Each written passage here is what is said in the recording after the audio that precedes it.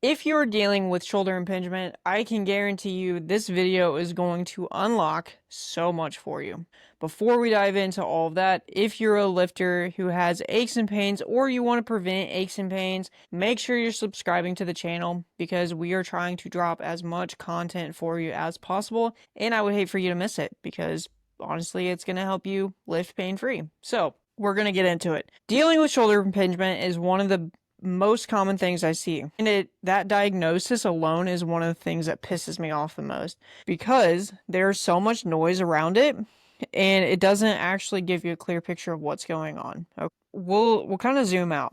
So what happens is you raise your arm up over your head, you come into like an upright row position, anything like that. We are going into impingement. That is just what is naturally occurring at a biomechanical level. So when someone says, you've got shoulder impingement, yeah, no shit, so does everybody else. However, shoulder impingement in and of itself doesn't give us enough context as to what's going on. So we can have an impingement of a bursa, which is a fluid-filled sac. We can have an impingement of the biceps tendon. We can have an impingement of your rotator cuff. So it doesn't actually get specific enough to what's actually being impinged. Basically, something in here is cranky, we're pinching it when we go up overhead. There are some areas that I commonly look at when it comes to shoulder impingement, one of which is the shoulder blade, the other of which is the thoracic spine.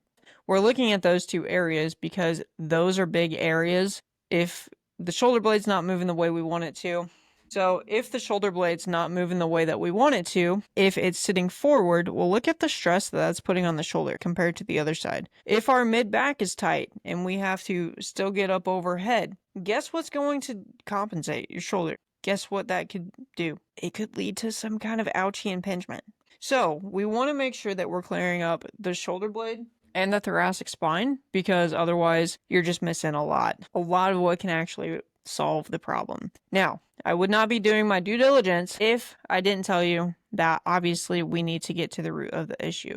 A lot of times the root of that issue is the shoulder blade, is the thoracic spine, but I've seen some cases where it can literally be your ankle or your hip that's causing you to move funky, and literally your shoulder is getting pissed off and impinged because, and like the less than ideal impingement, because of something lower body related. So we want to zoom out so that we can zoom in. So just know that that is very, very important when we're looking at overall shoulder health. So what in the heck can we do for this? It is not ice. It is not stretching. It is not dry needling. It is not cortisone shots. We want to get to the root of the issue. And again, based on that, that's going to give us a clear roadmap, a clear picture of where it is we need to go. But some exercises that we can try, because I know you love exercises, we can try some scap retractions with the band. So you have it set up and you're just moving your shoulder blades back and forth, okay? Like that. Those are good because it's going to help with that shoulder blade position. As we saw on the skeleton, it helps to just open up that shoulder a little bit more, helps keep it out of the way, and helps to just gain a little bit more space in your shoulder.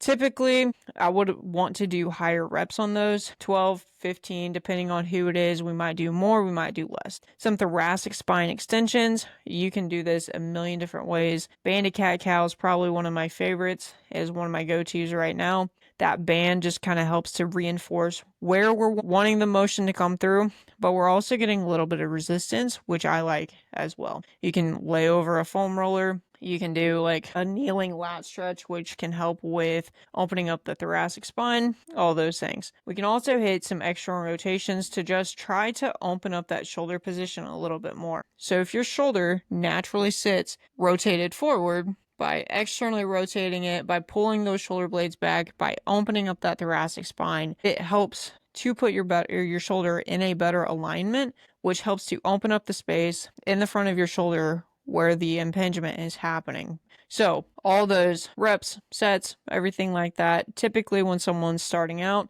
I like to do higher reps.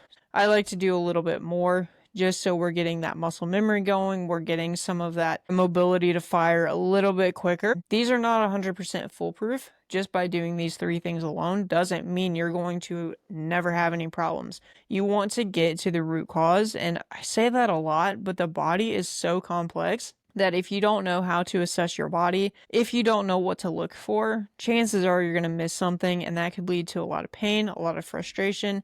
A lot of times people will end up feeling broken because these 3 exercises on the internet didn't fix their pain, right? But instead, we want to get to the root of the issue so that you can actually get back to lifting pain free. You can go from the guy who feels broken to the guy who's absolutely crushing it, making his friends jealous, taking his shirt off at the pool, looking jacked, all the things. Those are a few exercises I use for my clients. Again, it is not one size fits all. So if you're wanting something more one-on-one custom, if you want to work with myself or my team, I want you to send me the word root so that we can get to the root cause of your issue and help set up a high level 3 to 5 step strategy that's going to help get you from where you're at now, which is probably pain, frustrated, maybe lack of confidence. Maybe you're getting smaller and you want to go to, hey, I'm crushing these weights. I'm feeling really good. I have no shoulder pain. I am able to do all the things that I want to do.